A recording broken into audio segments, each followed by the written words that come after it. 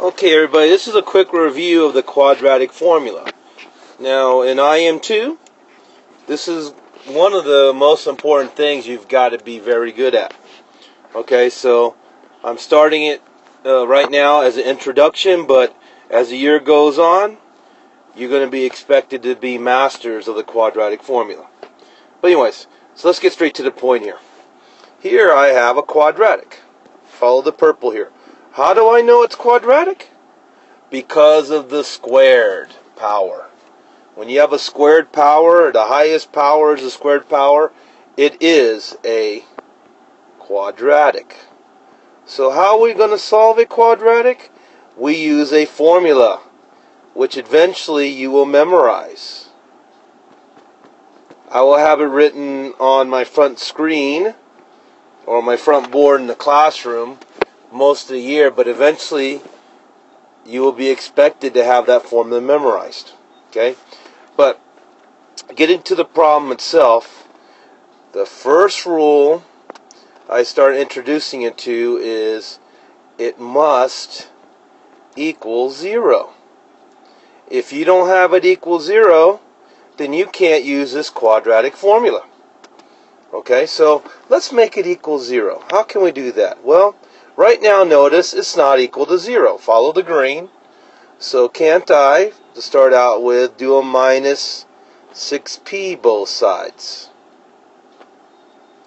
And therefore, my end result is 4p squared minus 6p equals 4. Because we got rid of that 6p right there, right? Now what? Is it equal to 0 now? Closer, but we still have a 4 there.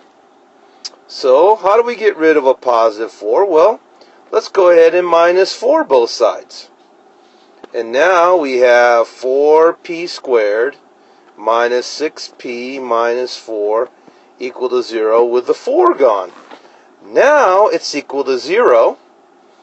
And the thing to remember is real simple. Whatever the first term is with the p squared right there, that is your a. And the one that's second in line there next to the p, that is your b. And the constant at the end is your c. And now it's a matter of plugging it into the formula. Okay? So I'm going to start here, and I'm going to probably have to change screens here.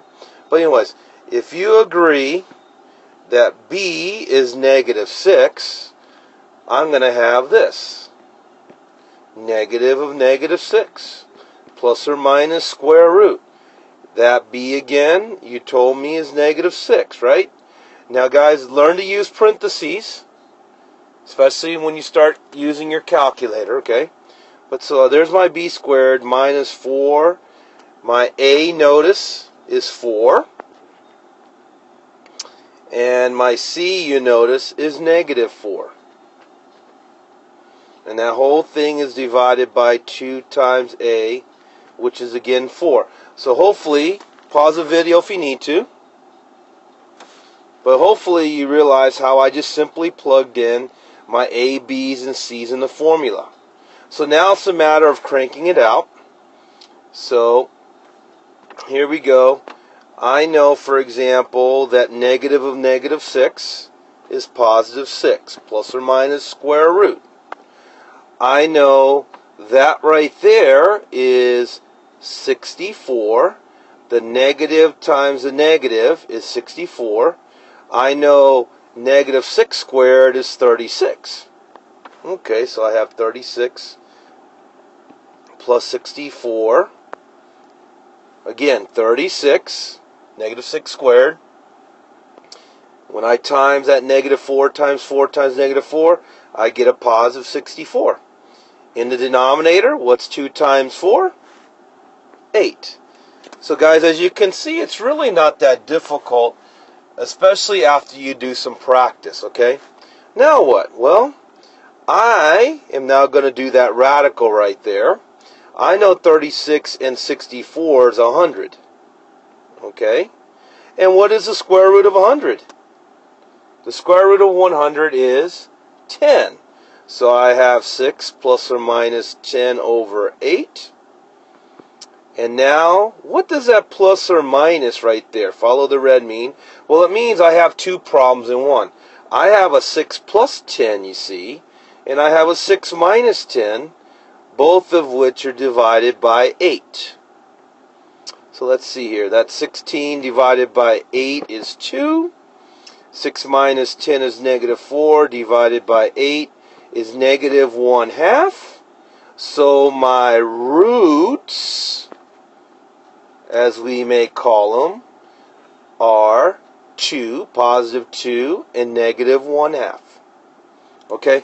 Now in class, I'll discuss soon what the heck does those roots really mean. Okay? But guys, I need you to trust me and make sure that you know how to do the quadratic formula. Okay? See you in class soon. Bye.